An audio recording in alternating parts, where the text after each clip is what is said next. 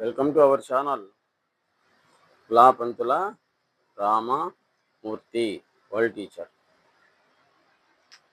మన ఛానల్లో కేవలం ఆధ్యాత్మిక విషయాలు, మానసిక ప్రశాంతతకు సంబంధించినటువంటివే కాకుండా సామాజికమైనటువంటి విషయాలు కూడా పెట్టమని చాలామంది మన వ్యూవర్స్ కోరారు. వాళ్ళ కోరిక మేరకి కొన్ని పెడుతున్నాం. ఇప్పుడు మనం జీవన్ మరణ సమస్య అని అంటాం. చూడండి, జీవన్ మరణ సమస్య. జీవన్ మరణ సమస్య అంటే ఏంటి? వాడు జీవించింది అర్థం కాదు, మరణించింది అర్థం కాదు, సుఖంగా ఉంది అర్థం కాదు, బాధపడేది అర్థం కాదు. అంటే జీవించి ఉన్నప్పటికి కూడా మరణించినటువంటి వాడిలాగా పాపం ప్రవర్తిస్తూ ఉంటాడు అనమాట. దీనికి కారణం ఏంటి? అసలు మానవులకు వచ్చేటువంటి బాధలకి కారణం ఏంటి అనేటువంటి విషయాన్ని గురించి మనం ఇప్పుడు చెప్పుకుంటున్నాం. అయితే ఈ వీడియో ఎవరిని గురించి కూడా ఉద్దేశించి చెప్పేటువంటిది కాదు. జాగ్రత్తగా ఆలోచించండి. ఈరోజు సమాజంలో బాగా ధనం ఉన్నటువంటి వాళ్ళు కోటీశ్వరులు ఉన్నారు కదా. వాళ్ళకి ఒక్కొక్కరికి 10-15 ఇళ్ళు.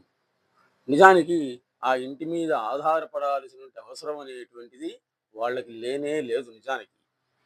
అయినప్పటికీ కూడా వాళ్ళు పాపం మధ్యతరగతి కుటుంబాలకి, పేద తరగతి కుటుంబాలకి ఇళ్లను రెంట్గా ఇచ్చి వాళ్ళని ఆదుకుంటున్నారు. తక్కువ రెంట్కే పాపం, బాగానే ఉంది అంతవరకు.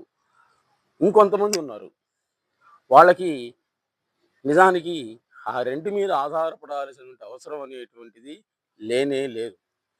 కానీ వాళ్ళు ఏం చేస్తున్నారంటే అసలు దాంట్లో ఉండేటువంటిదే పేద తరగతి, మధ్యతరగతి వాళ్ళు.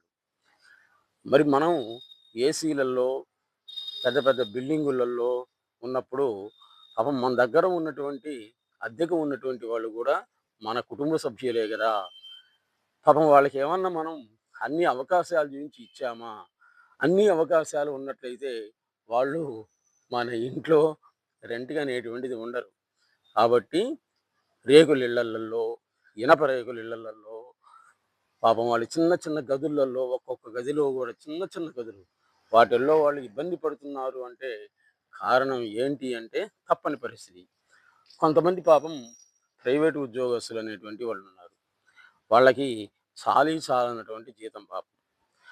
వాళ్ళకి ఎంతవరకు అంటే ప్రైవేట్ స్కూల్స్ అయినా కానీ, కాలేజీలో ఉండే వాళ్ళకైనా కానీ జూలై నుంచి మార్చి వరకే అంతే వాళ్ళకి. అంటే వాళ్ళ పరీక్ష అవడంతో ఎక్కువ అంటారు అన్నమాట.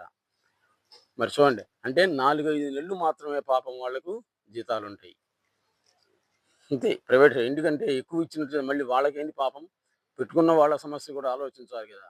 12 నెలలు కూడా పని లేకపోయినా జీతాలు ఇచ్చినట్లయితే వాళ్ళకి మిగిలేది ఏమి ఉండదు. పైగా నడపలేము, ఎక్కువ కాలం కూడా నడపలేరు అన్నమాట సంస్థలు. నేను చెప్పేది ఏంటంటే ఇబ్బంది పడుతూ పాపం చిన్న చిన్న గదులలో వాళ్ళు పాపం అందులో ఇబ్బంది పడుతూ ఉన్నారంటే ఒకసారి ఆలోచించండి. వాళ్ళకి సరైనటువంటి ఆదాయం ఉండి అంతా ఉన్నప్పుడు అద్దెలు పెంచుతామన్నా కానీ, లేకపోతే ఇంకొకరు వస్తారన్నా కానీ ఇబ్బంది ఏం పడరు. నిజానికి దాని మీద అంటే వచ్చేటువంటి దాని మీద ఆధారపడాల్సినటువంటి అవసరం అనేటువంటిది ఎవరికీ లేదు. వెంటిలేటర్స్ ఉండవు. చూడండి, సిగ్గు లేకుండా చూస్తున్నాగా. కొన్ని ఇళ్లకు వెంటిలేటర్స్ ఉండవు. అందులో ఇనప రేకులు, కొన్నికేమో మామూలు సిమెంట్ రేకులు. పాపం 5-6 పేద కుటుంబాలు, మధ్యతరగతి కుటుంబాలు అయినా ఇబ్బంది పడుతున్నారు అంటే కారణం ఏంటి? తప్పదని ఉంటున్నారు అంతే. పాపం బయటికి పోలేక, అక్కడ ఉండలేక బాధపడుతున్నారు. కాబట్టి ఆ ఇంటి మీద వచ్చేటువంటి ధనంతో నువ్వు ఆధారపడాల్సిన అవసరం లేదు. నేను చెప్పే ముందే ఇది ఎవరిని గురించి ఉద్దేశించి చెప్పింది కాదు, జాగ్రత్తగా ఉండండి అని. లేకపోతే ఉన్నట్లయితే వాళ్ళు మంచి ఇంట్లోనే మంచి 10,000-15,000 పెట్టి ఉండేవాళ్ళు.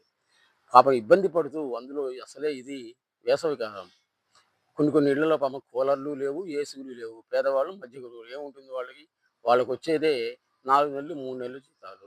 ఇంకా ఆ తర్వాత జరగడమే ఎట్లా అనే దాంతో ఉంటారనమాట. ఈ విధంగా మనం ఇబ్బంది పెట్టినట్లయితే ఒక రకంగా మనమే కాకుండా వాళ్ళు కూడా ఇబ్బంది పడతారనమాట పాపం. వాళ్ళంటే జీవన్ మరణ సమస్య అంటే అదే. అదే సద్గురు సుబ్రహ్మణ్యం గారు చెప్పింది కూడా. జీవన్ మరణ సమస్య అంటే అది. మనం బతికున్నామా, జీవించున్నామా అనేటువంటిదే ఒక పెద్ద సమస్య. కాబట్టి ఏంటంటే దయచేసి బాగా ధనం ఉన్నటువంటి వాళ్ళు పేదవాళ్ళకి ఇల్లు అద్దెకిచ్చినప్పుడు ఉండి ఉండి పెంచుతామని ఇటువంటివి అనగాకండి. ఆ పాపం అనేటువంటిది మనకు కూడా గుర్తుందనమాట. ఏ రకం గుర్తుందో చెప్పలేం. ఇది ఎవరిని కూడా ఉద్దేశించి కాదు అని మరి ఇంకోసారి కూడా చెప్తున్నా. ప్రపంచం మొత్తం అంతే ఉంది. కోటీశ్వరుడికి రూ. 10 కోసం ఆశపడుతున్నాడు. పాపం అసలు లేనటువంటి వాడికి కూడా రూ. 10 కోసం ఆశపడుతున్నాడు. అక్కడ వస్తున్నదనమాట సమస్య. మనం వీళ్ళిచ్చేటువంటి అద్దెల మీద ఆధారపడాల్సిన అవసరం లేదు. మనకు కావాల్సినటువంటి ధనం ఉంది.